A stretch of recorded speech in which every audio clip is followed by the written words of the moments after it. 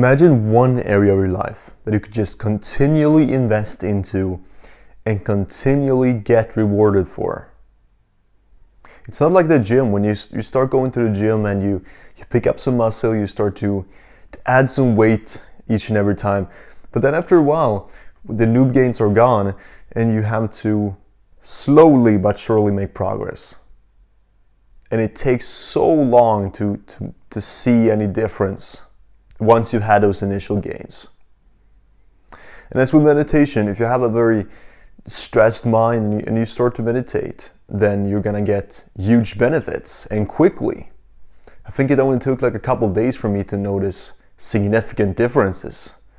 That suddenly I could concentrate, I could still my mind and remain cool in even like situations with lots of people around me that normally would stress me, normally would make me anxious. But now it just kind of like I was able to just see the situation clearly and think more rationally. But over time, like it's not like it continues to add, that you're gonna get the same benefit from your, 500th meditation session as from the first 10. So it's very asymmetrical in that sense.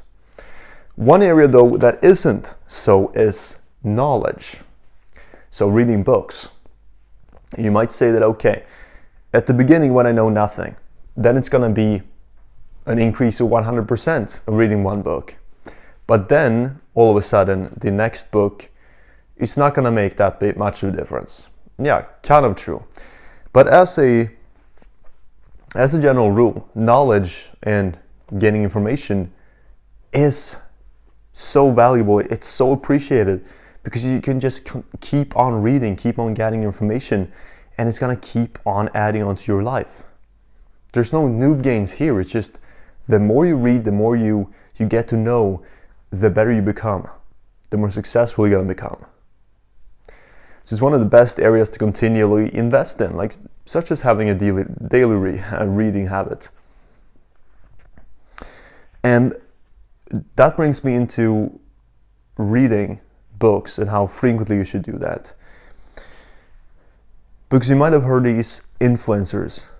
They like to say that they're reading one book per week. That, back when I didn't have anything, when I was on my way up, I read one book per week. And I don't know if that's true or not. I do know some people that manage to do so. They read a book per week. And they move quickly through like a whole stack of books. And I'm always so just confused about that. Like, how do you manage? Like, how do you manage to take a book of, let's say, 300 pages and just read and just take in that information in a week? It seems too much to me. But I've always been told, like, yeah, I'm just slow at reading and it's just to keep up the pace. And I thought that, yeah, perhaps that is so, that you should just read books. You should look at it as such as any competition, anything you would track, that, hey, it's the number of books you read. It has a direct correlation to the success you're going to have. And I've thought so for a long time, that, hey, if I just read more and if I just read so many more books, then my life will dramatically improve.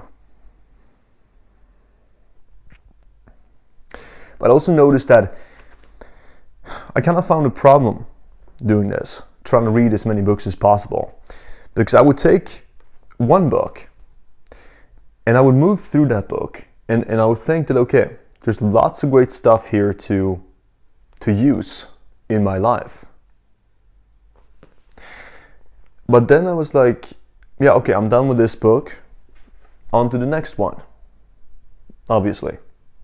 And so I pick up the next book. And quickly, I just move into a new kind of dimension where only what I learned in this book matters.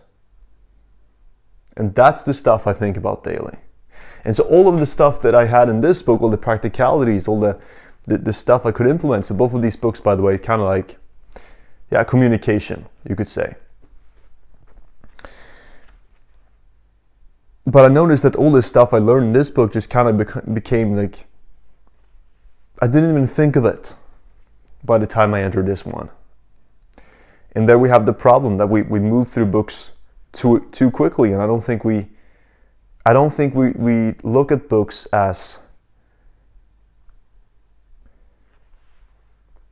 a super valuable guide that if we implement stuff we can change our life. But we're more in love with putting books behind us and having a stacked bookshelf rather than actually implementing everything and learning from each book. And I do believe Alex Hormozi talked about this, the now very famous business guru, available on YouTube, by the way. And he said that for each piece of, I believe it's him, by the way, could be somebody else, I'm sorry if it's somebody else, and he said that for each video he goes through, for each book he reads, he makes sure that he's not gonna be done with the book until he has learned absolutely everything there is to learn in it. Which means he's not even thinking about the numbers, he's not thinking about his one book per week. He's simply looking at the one book he has currently, and then he goes through the pages, and then he goes through it some more, and he reads through it, and he takes the stuff in it, and he applies it and practices it daily, and he makes sure that he always does this, that he goes through everything the book has to offer. And I thought about that too, because hey, I'm living here in an apartment, I'm a student, so I'm living here by myself, and I have a bookshelf and some more books inside the wardrobe. And so I got lots of options here, lots of books to choose from to read. But once in a while I make the trip back home to my parents' place, and I can only grab one book for the trip. And sometimes I'm there for a couple weeks, and I forget to bring enough books to cover the whole period. So I have like one book that I have to survive on, more or less, that I have to read before going to bed and all this. And I noticed that when I only have one book, that's the only thing I have, suddenly I start to pay a lot more attention to each and every word, to the sentences, the stuff it tries to teach you. Suddenly it's the book I have to go by. It's the only book I have. So everything in it becomes much more important. And I value it a lot more. Because seeing a book as just one of many that I'm gonna read, especially if you have this high pace of one book per week, you're not gonna treat the book the way it deserves to be treated. And you're sadly not gonna learn as much as you could if you took each and every one of them and went through it slowly with the intention of learning everything and trying everything out. Because hey, look at this book, for example,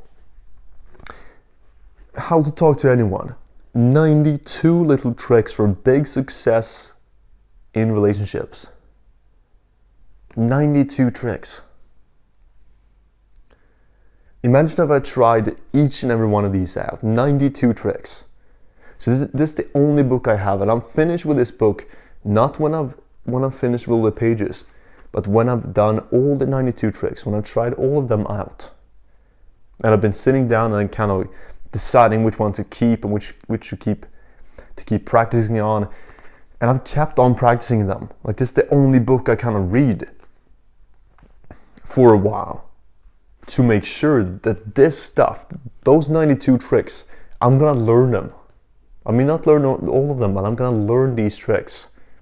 I'm gonna be sure I give this a shot, so I can really tell where this is information that's valuable, like,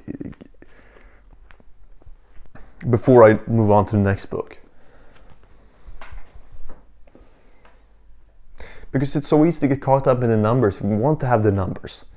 Like when we're playing video games, that's the thing that drove us. We wanted to see our name atop the leaderboard with a huge score at the side. So we think that, okay, because it kind of is like a competition online.